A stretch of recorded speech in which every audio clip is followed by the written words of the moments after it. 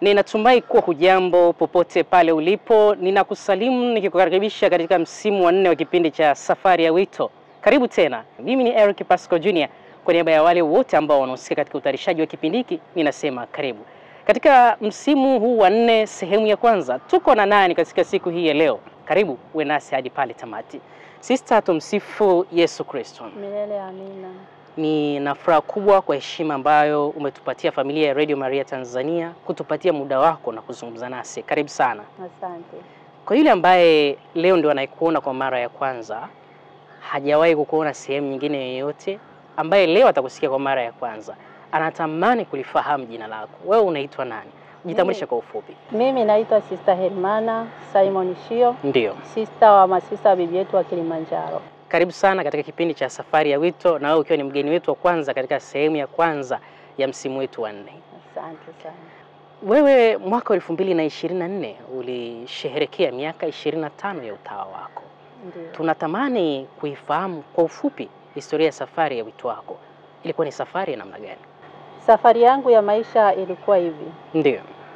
Mwaka 1994 Ndio. nilianza safari yangu ya maisha. Ndio. Nikaenda mwenyewe ofisi kuu ya shirika. Ndio. Kwenda kuomba kujiunga na shirika. Ndio. Nilipoenda nikawakuta viongozi, nikaomba niitiwe mama msaidizi. Ndio. Mama msaidizi alipokuja nikamwambia ninaomba kujiunga na shirika lako. Akaniambia sawa kabisa, tumekubali, lakini wewe unaonekana bado mdogo, nenda kasome. Nikamwambia mimi nimesoma miaka 2 tayari ufundi wa ushonaji. Ndio. Sasa nikasome tena nini? Akaniambia kasome sekondari. Nikamwambia sema tu utaki basi niingie shirikani kwako. Kwa sababu nitachelewa kuingia shirikani. Akaniambia basi nenda. Ndio. Uje kesho, nitakwambia cha kufanya. Ndio. Nilivyosikia nenda uje kesho, basi nikasema afadhali. Sasa ndio angalau nimepokelewa sasa. Ndio. Nikaenda, nililala kwa mama mdogo wangu pale magereza. Ndio. Asubuhi na mapema. Ni sehemu gani hiyo, labda kwa yule ambaye sifahamu? Ulienda? Ni ofisi kuu ya shirika pale mjini. Ndio. Barabara ya Uhuru karibu na Kizi Hotel. Bila shaka unamaanisha Jimbo Katoliki Moshi. Ndio. Jimbo Katoliki Moshi. Ndio. Ndiko nilienda. Basi nikaenda kulala pale magereza kwa mama mdogo, nikafunga safari, nikarudi tena pale mjini, nikamtafuta yule mama msaidizi, nikamwambia nimekuja. Ndio. Akamuita mkurugenzi wa miito, akanikabidhi kwake, akanipe mtihani. Ndio. Ile. Basi nikamfuata mkurugenzi wa miito, nikaenda Sisters House ambako ndiko malezi ya awali yanafanyiwa aspirant. Ndio. Akaniingiza kwenye chumba fulani hivi. Akanikaribisha. Akanipa chai kabla ya mtihani. Ndio. Baada ya kumaliza chai akaniletea mtihani wa kwanza hesabati. Ndio. Nikafanya nikamaliza. Akaja akanitembelea, umemaliza? Ndio. Akachukua, akaniletea mtihani mwingine wa maarifa ya nyumbani. Ndio. Basi akaniacha nafanya, anaenda kusahihisha ule mwingine. Nikamaliza kufanya. Akaja kuchukua tena ule, kaenda kusahihisha. Ilikuwa mitihani miwili. Ni miwili tu alinipa. Baada hapo akaniambia umefanya vizuri. Ndio. Sawa, hata nilikuwa sijajiandaa kufanya mtihani wa kuandika kwa na uko umetayarishwa pia? Sikuwa nimetayarishwa. Ndio. Basi akaniambia umefaulu vizuri. Naambia kweli sister? Akaniambia ndio. Kwa hiyo basi tuende kwa mama msaidizi nikatoe majibu kwamba umefaulu vizuri. Unaweza kumkumbuka jina la huyu ambaye alikuwa ni mama mkuu msaidizi? Mama mkuu msaidizi alikuwa anaitwa Sister Daria, Mungu ameshamuita kwake. Apumzike kwa amani. Apumzike kwa amani. Amina. Ndio. Hongera sana. Familia yako ili uchukuliaje uamuzi wako huu wewe kujiunga na maisha ya utawa? Kwa mzazi wangu wa kiume, baba kama baba, ndio, hakupenda sana. Nyumbani kwetu tuko watoto 7. Ndio. Mimi nikiwa ni wa mwisho. Kuna wavulana 5, wasichana 2. Dada yangu ni Sister Nimfa. Yuko shirika ile la masista bibi yetu wa Kilimanjaro. Naye ni mtawa pia? Ni mtawa pia. Ni jambo zuri sana la kupendeza. Ndio. Sasa mimi ninapokuwa mimi ni mdogo wake wa 3. Ndio. Yeye tayari alishaenda utawani. Basi akawa anakuja nikimuona nakimbia kwa sababu nilikuwa mdogo. Mama akaniambia usikimbie, huyu ni dada yako. Nikamwambia kama ni dada yangu, hebu nikalinganishe mikono yangu na kwake kama tunafanana. Wakacheka. Basi akaniambia nenda. Nikaenda nikaangalia vidole vyangu vya kwake, nikamwambia vya dada mbona vifupi? Alinipa jibu ambalo Kwa nini ulikuwa unamuogopa dada yako? Sijajua, sasa ni utoto tu. Ndiyo. Kwa sababu mimi ninakuwa, yeye hakuwa nyumbani kwa kweli. Wakati unakuwa na unaanza kupata mauelewa, ndio. Hakuwa nyumbani. Sasa nikaona sasa huyu ni nani, mbona amekuja amevaa nguo nyeupe? Nikaona hata siku hizi watoto akituona kama yani ndio anaanza kukua, anapata akili, anakimbia yani ana hofu, ana uoga na aibu. Ndio ilinipata mimi. Basi baba baada ya kupata yale majibu nikaenda nyumbani, mama msaidizi akaniambia umefaulu, nenda kajiandae uje wiki ijayo. Ndio. Akaniambia nguo uliovaa, nilikuwa nimevaa sketi yangu na blouse, akaniambia hiyo nguo uliovaa ni nzuri kabisa, unaweza kuja nayo. Na nguo nyingine tutakupatia huko. Nikaona kama utani. Uje na nguo moja? Yaani nije na ile kama nilivyokuwa nimevaa. Ndio. Na nguo nyingine ambazo za kawaida kabisa. Ndio. Ndio nguo nyingine za huko utawani wanaenda kunipatia wao. Ndio. Nikaona kama vile ni ndoto vile. Nilirudi spidi nyumbani, nikaenda nikamwambia mama kesho kutwa naenda utawani. Ndio. Akaniambia wewe, ni kweli? Nikamwambia ndio. Basi nikaenda, baba hakuwa nyumbani kipindi hicho. Alikuwa amesafiri? Alikuwa amesafiri, alikuwa anafanyaga biashara Arusha. Ndio. Basi nikaenda kituoni pale, nikakaa mwaka mmoja. Baada ya mwaka mmoja nikaandikiwa tena barua ya kupeleka vifaa vya kwenda ukandidati wapi? Huruma Convent. Ndio. Basi ndio nikamkuta baba nyumbani sasa. Nikamwambia baba, ninaenda utawani. Akaniambia ninaenda utawani? Akaniambia hapana. Unaenda utawa upi kwanza? Nikamwambia naenda utawani nitakwambia. Akaniambia unaenda utawa wa maskini, unaenda shirika la umaskini kama la dada yako? Nikamwambia hapana. Akasema uongo. Nikamwambia hapana. Ni lipi unaenda? Nikamwambia ukisha ninunulia vifaa nitakwambia ni shirika lipi unaenda. Sasa akapokea ilikuwa ni vuta ni kuvute. Nikampa barua. Akaniambia ngoja nichukue kahawa nipeleke KNCU, nitakutunulia vifaa. Akapeleka kahawa, akapeleka KNCU kahawa. Ilikuwa kipindi cha mwezi wa 12 hivi. Ndio. Sasa huo mwezi wa 12 ilikuwa ni mwaka 94 huo. Ni 94. Ndio. Mwezi wa 12 hiyo ilikuwa ni misa ya usiku. Ndio. Najiandaa kwenda misa ya usiku. Tarehe 20 na ngapi? 24 usiku. Kesha la Noeli. Ndio.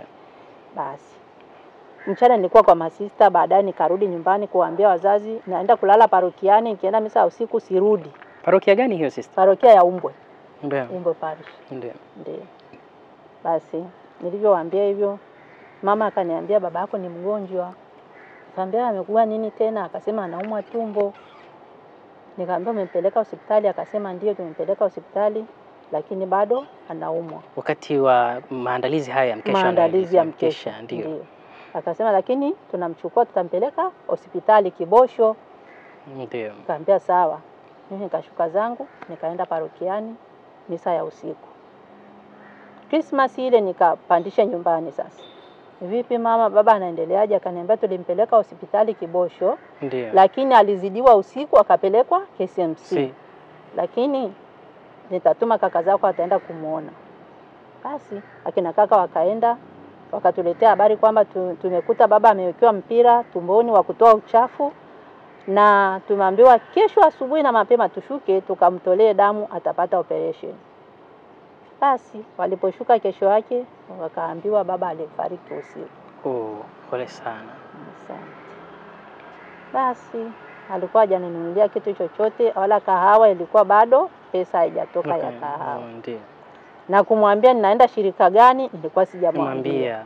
Ulimwahidi kwamba akishanunua vifaa ndio nitamwambia naenda shirika gani. Kwa sababu niliogopa nikimwambia ni shirika la umaskini kama la dada yangu asingeninunulia chochote. Unafikiri kwa nini alikuwa anaamini kwamba shirika la watawa wa bibi yetu wa Kilimanjaro CDNK ni shirika la umaskini? Anaamini hivyo kwa sababu nakumbuka kuna jirani yetu alienda shirika lingine sikumbuki ni shirika gani, akaona amekuja nyumbani. Ndio. Pale nyumbani kwao kulikuwa na nyumba ya kawaida tu, lakini akajenga nyumba nzuri tu Ndio. pale nyumbani kwao. Sasa akasema mtoto wangu Sister Nympha mbona yuko shirikani lakini asijenge kwangu? Kwa hiyo alikuwa na matarajio fulani. Alikuwa na matarajio fulani hivi. Basi sasa ikawa nafikiri alitamani niende shirika la huyo sister aliyejenga nyumbani kwao. Ndio. Ili na wewe uje umjengee. Na mimi nije nimjengee nyumba. Lakini mimi sikuwa na mawazo hayo kwa kweli. Baba apumzike kwa amani. Baada ya kifo cha baba yako, nafikiri hapa tulitakuwa ni tarehe 26 ya mwezi wa 12 ya mwaka 94. Ndio. Kulikuwa na ugumu kiasi gani tena wewe kuendelea na safari yako ambayo ulikuwa umeanzisha majuma kadhaa? Kwa kweli sikupata ugumu wowote. Ndio. Kwamba nitashindwa kwenda, hapana. Mama yangu alikuwa mfanyabiashara pia. Ndio. Mama alijikongoja akaninunulia vifaa vyote, nikaenda shirikani kama kawaida. Lakini nikawa na tafakari. Kwa nini baba amekufa ghafla? Sijamwambia ninaenda shirika gani, au Ndio. ni Mungu alitaka asijue naenda shirika gani, au ni Mungu amesema baba aondoke, labda angenikataza kwenda shirikani au vipi? Yaani hiyo tafakari ndio ilikuwa hivyo. Basi baadaye nikamwambia Mungu, mapenzi yako yatimie. Hali hii ilikuumiza sana au ilikusumbua wakati ukiwa unaendelea na mchakato wa kujiunga na shirika la bibi yetu wa Kilimanjaro? Ilinisumbua kwa kiasi fulani. Ilichukua muda gani kuweza kuizoea? Kwa kweli ni kama mwaka mzima, kwa sababu nilikuwa nasema ningejua ningemwambia naenda shirika gani. Ndio. Sasa amekufa sijamwambia naenda shirika gani. Ndio. Hicho ndicho kilichokuwa kinanisumbua. Ukimtoa dada yako Sister Nympha, kuna mtu mwingine ambaye alikuwa akikuvutia wewe kujiunga na maisha ya wito mtakatifu? Ndio. Ni nani? Ni sister. Sister nani? Sister Clementina. Nilimkuta Kirima Parish nilipoenda kusoma ufundi wa ushonaji. Ndio. Nilisoma ufundi wa ushonaji pale Kirima. Ndio. Umbwe kwa kweli sikuwa na mazoea ya kwenda kule parokiani Umbwe. Ndio. Na nikiangalia na wadogo zangu, sijui wanafunzi wenzangu waliandikisha shirika la Legio Maria, shirika la Bikira Maria, lakini mimi sikuwa na habari kabisa. Mpaka mama akawa ananiuliza, "Mbona uandiki shirika lolote, una malengo gani?" Nikamwambia mama, mimi niache kwanza. Siandiki shirika lolote. Lakini baada ya kwenda Kirima, nialikishwa mafundisho ya kupokelewa shirika la Bikira Maria kule Kirima, nikapokelewa shirika kule Kirima. Ndio. Basi nikatokea pale pale Kirima, na ripoti yangu aliandika ya kwenda utawani ni sister mkubwa pale Kirima na paroko. Kwa sababu pale Umbo walisema hatukufahamu. Na ni parokia yako? Ni parokia yangu. Wakasema hatukufahamu. Ndio. Utakaa kwanza mwezi mmoja hapa tukufahamu ndio tukuandikie barua ya ripoti yako. Basi nikarudi kwa mama mkuu. Nilikuwa mnyofu kweli. Nikamwambia mama mkuu ameninyima ripoti, ameniambia nifahamu, na kweli sijawahi kukaa pale parokiani. Akaniambia, "Si umesoma Kirima?" "Ndio mama." "Mamea wako ni nani?" "Fulani." "Paroko?" "Ni fulani." Akaniambia, "Rudi kule Kirima waambie wakuandikie ripoti." Wakaniandikia ripoti safi, nikaendelea. Sister, tumtazame Sister Clementina. Ndio. Ulisema huyu ndo alikuvuta katika wewe kujihisi kwamba unatamani kuwa mtawa Mkatoliki. Ndio. Zaidi wa shirika la bibi yetu wa Kilimanjaro. Ndio. Ni kitu gani haswa kilikuvutia kutoka kwake? Na wewe ulihisi vipi kwamba sasa mimi ninapaswa niwe mtawa Mkatoliki? Ni sauti gani ambayo ulikuwa ukisikia ndani ya nafsi yako? Kwa kweli mimi kwa kumuona yule sister namna alivyokuwa anaishi, alikuwa ni sister mfurahivu. Ndio. Tabasamu masaa yote, na sister wa kutia moyo. Pale nilikumbana na shughuli nyingi nilipoenda pale. Nilikuwa na kazi nyingi, lakini alikuwa ananitia moyo sana. Kwa nikasema basi mimi nitaenda shirikani. Ndio. Lakini Sister Nympha, unajua sikujua yuko kwenye shirika hilo. Hakuwa shirika la bibi yetu wa Kilimanjaro. Alikuwa shirika la sister wa bibi yetu wa Kilimanjaro. Lakini kutoka nyumbani sikujua Sister Nympha yuko shirika la masista wa bibi yetu wa Kilimanjaro. Na inawezekana pia ulikuwa ufahamu kama kuna mashirika ya kitawa. Ndio. Kwa hiyo nani aliyekuelekeza ofisi kuu za shirika la bibi yetu wa Kilimanjaro? Ni wewe ulimshirikisha kwamba nao nataka kuwa mtawa? Ndio. Na akakupa ushirikiano wa kutosha wewe kufuata kile ambacho ulikuwa umekisikia? Ndio. Ni changamoto gani ambazo ulikumbana nazo wakati wa malizi yako? kuanzia ile level ya kwanza aspiranti, baadaye unovisi, mpaka baadaye unafikia unafunga nadhiri zako za kwanza? Changamoto zilikuwa nyingi kwa sababu shirikani walidhani nimemfuata Sister Nifa. Nimemfuata dada yako. Ndio. Kwa hiyo sina wito kabisa. Kwa hiyo akawa amenipanga kazi za ngumu zile kwa wanyama, bustani, toka bustani kwenda shamba. Yaani zile kazi ambazo ngumu ili wanipime kweli nina wito au nimemfuata Sister Nifa. Dada yako alikuwa anakuja kukusaidia? Au hata hakuwepo karibu? Ndio. Nafikiri alikuwa amepangwa da. Ndio. Luguruni huko. Ndio. Basi nikakazana yani kila ninakopanga nafanya vizuri wala sinunguniki. Sasa angalia mikono nasema huyu hajawahi kushika jembe huyu. Mtoto wa mwisho amedekezwa. Huyu amemfuata dada yake. Nikapambana mpaka nikahakikisha kwa kweli. Na sister aliposikia kwamba nimeingia shirika la mama sister wetu wa Kilimanjaro. Sister Nifa? Ndio. Akaja siku moja nikiwa novisiati akaniambia wewe umekuja huku? Ndio. Utaweza. Nikamwambia kwa nini? Akaniambia shirika hili ni gumu hutaweza. Nikamwambia sister nitaweza. Dada yako? Akaniacha. Aliniambia utaweza, ngambia nitaweza. Yaani ni kwamba alishtuka alipogundua umejiunga na ile shirika, ukuwa pia nawe umemwambia au kufahamu pia kwamba yuko kwenye ile shirika hilo? Nilijua ni sister, lakini shirika la masista yetu wa Kilimanjaro kwa kweli sikujua kwamba ni shirika la masista yetu wa Kilimanjaro. Ndio. Lakini ni sister. Ndio. Kumbe basi Mungu akawa amenipeleka kule kulale. Ni jambo jema sister, ni jambo la kumshukuru Mwenyezi Mungu. Tuitazame siku yako ya unovisi. Siku ya unovisi katika taratibu za mashirika ya kitawa ni siku ambayo unapewa jina jipya. Hem, tuambie kwanza jina lako la awali lilikuwa ni sister nani? Ulikuwa unaitwa nani? Jina lako la ubatizo lile na jina ile ambalo ulijua kupewa, na tushirikishe furaha yako ilikuwaje siku hiyo? Jina la ubatizo lilikuwa naitwa Dionisia. Ndio. Jina la kitawa kwa kweli nikaitwa Sister Herimana. Ndio. Kwa ile furaha sikusikiliza vizuri. Nasema hivi kwanza nimeitwa nani? Hieronima. Nikawa ninajiuliza.